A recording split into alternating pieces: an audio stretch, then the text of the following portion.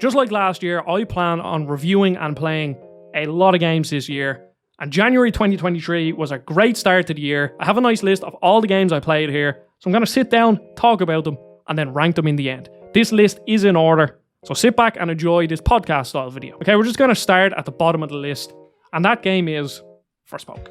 Now, I gave this game a way more positive review than most, and I did enjoy it as it's a fun open world game because of how the movement is done, but the world in general feels empty. There's some times where games do that empty feeling well. I think of Breath of the Wild or The Pathless, and at some points Forspoken does that well. But at other points it just feels empty. And then the things to do on the map just aren't very fun. So I think ultimately, like TLDR, that's how I feel about Forspoken. But we'll just talk a bit more about it. So for anybody that doesn't know, Forspoken is about this girl, Frey, who's a New Yorker that gets transported into another world. Apparently this is like a common trope in anime. I never watch anime, so, I wouldn't know what it's called. Isekai or something like that, maybe. I think that's what it's called. And it's basically someone who gets transported into a different world that isn't theirs. And while I don't think, again, the writing was half as bad as everyone was making it out to be, because I think people took maybe the 3 or 4 worst parts of the writing and then represented that as the whole game. Whereas the whole game isn't like that. Yeah, it has a lot of Marvel moments, but it's okay. I wouldn't go as far to say that it's absolutely awful. It's definitely not good. I drew a lot of comparisons to Horizon, where Horizon was quite, like, the world itself was interesting, but the story and characters weren't interesting. And that's exactly what Forspoken is. I enjoyed the world, and I actually read the lore and stuff behind it in the little text entries and stuff. But when it comes to story, I am very conflicted on that, because there's some games where all the good story is contained in notes, and I'm not compelled to read it, so then the story's bad. But because I was compelled to read it here, then it's good. So, and I don't really know what the difference is, why I engage in different stories that way. Like Control, I love that because I got engaged in the story. But I think if you played Control without engaging in all the side stuff and the little notes, then you probably wouldn't enjoy it as much as I do. So that was a bit lackluster. The open world was a bit lackluster. I don't want to spend too much time on Forspoken because I've talked about it a lot. But yeah, like, it's easily the worst game, and it's the worst game because it's €80 as well. This game is not an €80 game; it's like a €40 game. So it's just I don't recommend this game whatsoever. A €40, €50, maybe even 60 if you're really in the mood for an open world podcast game. But don't be expecting much great. The combat's really fun, the traversal's really fun, but the objectives in the world just aren't good. So, that's a big downside. So yeah, Forspoken isn't great. So then next we have Lone Ruin, which is basically it's a roguelike. I played it on the Switch. And just a heads up, bar 2 of these games, I got codes for all of these, and I'll tell you which games I didn't get codes for, so just assume I got codes for all of them, unless I state otherwise. So Lone Ruin is basically, think of like Hades. It's a similar playstyle to Hades, where it's an isometric roguelike kind of shooter, like twin stick shooter. I know there are melee weapons in Hades, but you're still twin sticking. So it's like a twin stick, and there's fun weapons. I really like how different all the weapons feel. And it's the same thing as Hades, where when you finish a room, there's 2 doors you can go through, and each door has a symbol on it, and then that symbol shows you what you will get in the next room.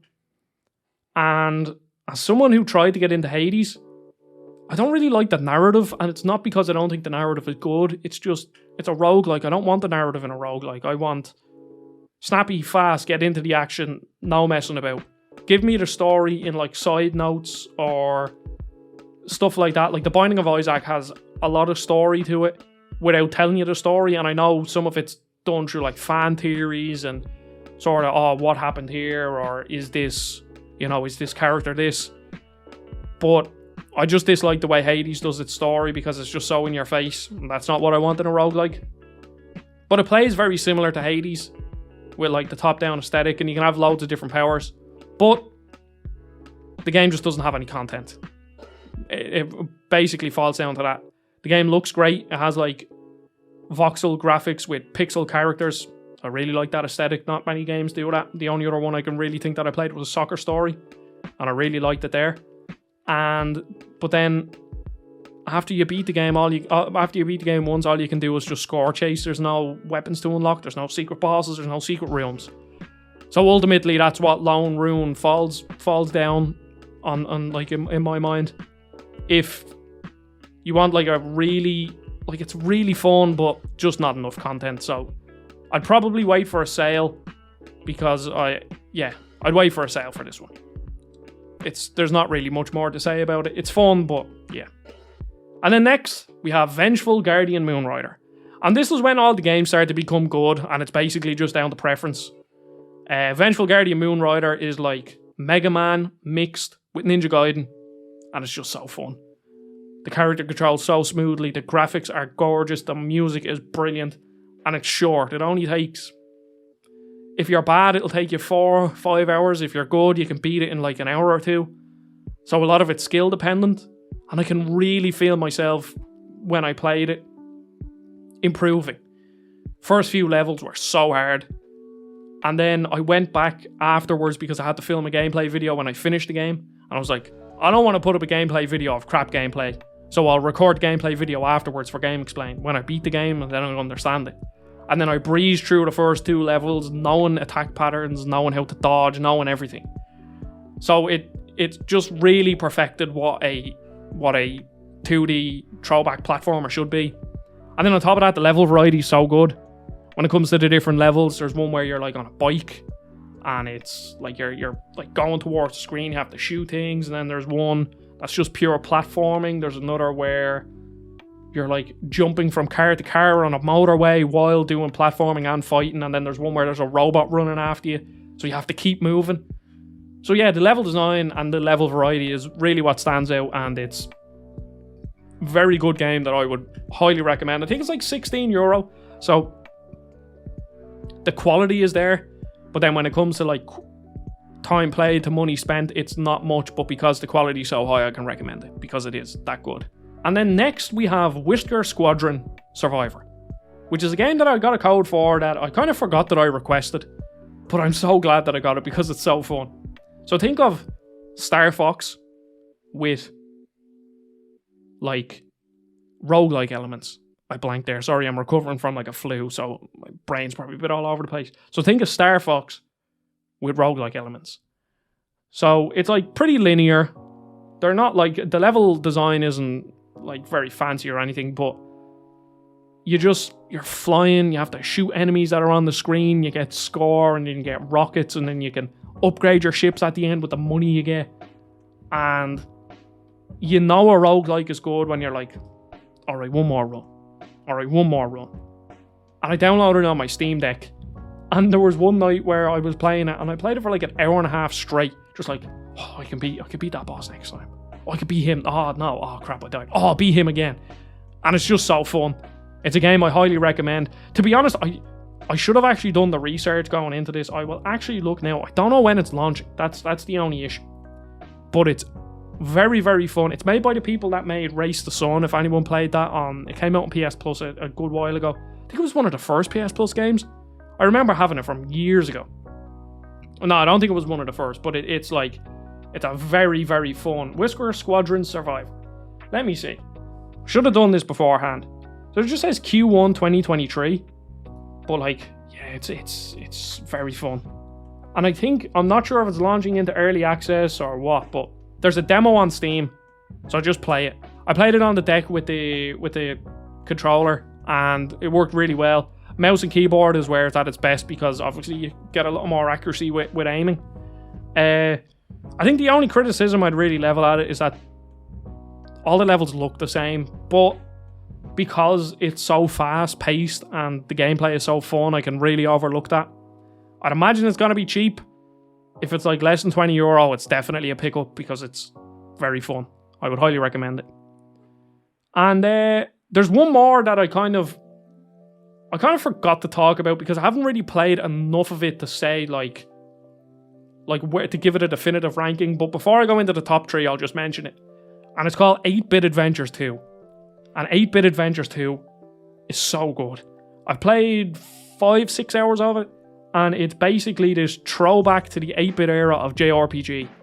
and it's very traditional. The graphics are like a perfect recreation of what they should look like nowadays. It's even to the correct aspect ratio of a game of that era, and the music is just brilliant. It's really reminds me of like early Pokemon music, which I'm actually not sure. Is the Game Boy an 8-bit console? I'm trying to think. I assume it's an 8-bit. It might be less, I'm not sure. But that's what it really reminds me of, the music. And the story's actually really cute. It's of this little boy who's basically like going on a globe-trotting adventure to save the heroes of the land with one of the heroes. And you can name all the heroes. So I named the main hero me. I named the main mage hero Arlo. And then I named the main female hero Poppy. So we're all running around having fun. It's great. Again, I haven't played enough of it. I don't think I'll be able to finish it because trying to fit like a 40-50 hour JRPG into the schedule right now is very difficult. But it's very fun. And I played it on the deck. It's coming to consoles later on in the year, so I think it'd be a perfect Switch game. But I'm playing it on the deck and it's great. I love it. I wouldn't know where to put it here because I haven't played enough of it, but it's definitely worth giving it a look. So finally, I know I'm saying finally, it's only been 12 minutes, but we're into the top 3 now. And this is where it kind of gets like, all of these 3 games I love, so they can go anywhere. Well, I think number 1 is concrete, but 2 or 3 can move. So number 3, we have Hi-Fi Rush. I didn't watch that Xbox showcase. I don't really care about Xbox too much, so I wasn't arse sitting down and wasting an hour watching something that I didn't really have full 100% interest in. So I sat down the day after, and I heard people talking on the Fine and Duke, that Xbox podcast. I heard people, it was like, Hi-Fi Rush, wow, Hi-Fi Rush, this looks great, what's this? And then I saw the trailer on Twitter, I was like, oh, this looks good. And guess what, it's absolutely fucking fantastic. So, if you don't know, Hi-Fi Rush is a spectacle fighter made by Tango Gameworks, who was headed by Shinji Mikami, who worked on the old Resident Evil games, and he had his hands in Devil May Cry as well. And the second you play this, you can see the Devil May Cry influence. But what makes this game so good is everything is done on the beat. So it's a rhythm spectacle fighter, which I don't think I've ever played before. And then on top of that, the art style is just so nice that it's just so fun to play. People were comparing the dialogue. People are so stupid on Twitter. People were comparing the dialogue in Hi-Fi Rush to Forspoken. Oh, this is the same dialogue as Hi-Fi Rush. Like, no, it isn't. Or this is the same dialogue as Forspoken. Like, no, it isn't. It might sound the same, but in the context, it means something completely different. This is a cartoon world with an over-the-top character. This isn't trying to meld a modern-day New Yorker into a fantasy world where the words just don't mix together. Completely different. But I'm about halfway through Hi-Fi Rush, and I can easily say this game is making it in a top 10 list. I just can't see, so we have, say, Horizon Call of the Mountain, Spider-Man 2, Breath of the Wild 2, Jedi Fallen Order, Resident Evil 4 Remake, Dead Space. I can't see another game overtaking Hi-Fi Rush. But I could be wrong. Oh, and Cosmic Shake. We can't forget Cosmic Shake. But Hi-Fi Rush is so good. I highly recommend anyone to play it. I've been playing it on Steam Deck and it runs perfectly. It's much like it's a must-play game if you're into spectacle fighters. And then number 2, we have Spongebob, Squarepants, and Cosmic Shake. I won't talk about this too much because I have a video, 9-minute long video. Thank you for all the support on that. But the Cosmic Shake is just everything I want in a Spongebob platformer. It looks gorgeous, it controls really well, and there's so many references. That's all you really need to know. The level variety is nice because they bring you to all the same locations: downtown Bikini Bottom, Goo Lagoon, these places that we've all visited in other SpongeBob games. But they sprinkle in something different. So downtown Bikini Bottom is a movie set that's run by Squidward and your karate character, and Sandy is the main villain in the movie. Goo Lagoon is infested by pirates, not invested. So yeah, they did enough there to shake it up, and then SpongeBob's moveset is completely different, so it does actually feel like a new platformer. I saw it got some weird reviews, but Battle for Bikini Bottom Rehydrated got some 5s and 6s, so I mean, a review's an opinion, but I don't know what people are smoking giving it that low. It is a budget game. You can notice different things with it being AA, but I like AA games, so suits me down to the ground. I highly recommend it. If you like Spongebob games, even if you're a fan of 3D platformers, it's still a competent, fun 3D platformer. I think anybody can enjoy it, really. And the writing is hilarious. It's just that good. I'm so happy that I got to review it because, obviously, again, I started my channel on a SpongeBob series retrospective.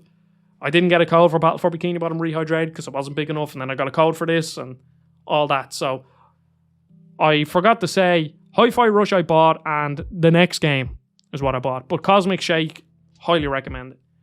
And then the final game, number 1, which I'd imagine most people kind of already knew because it wasn't on the list already. It's Dead Space Remake. I think everyone knows, if you've seen my video, you know my issues with the original. It wasn't dark. It wasn't really scary. Too much ammo. The final chapter sucked. And Dead Space Remake fixes everything. Pretty much. Every issue that I had with the original. The ammo is slightly fixed. You still have a good bit of ammo, but the game makes all the other weapons more fun. So I was getting ammo for different weapons. So it didn't feel like I had loads of ammo for one gun. I just had like a decent amount of ammo for all of my guns, and then sometimes I might run out of plasma cutter ammo, and then I'd use my Ripper instead. Stuff like that. And I think one of my favourite things that they did is that they gave you the weapons. In the original, you had to buy them. But in this, you find them as you go around the world. So that they could better tailor, the rest of the game to when you got them weapons.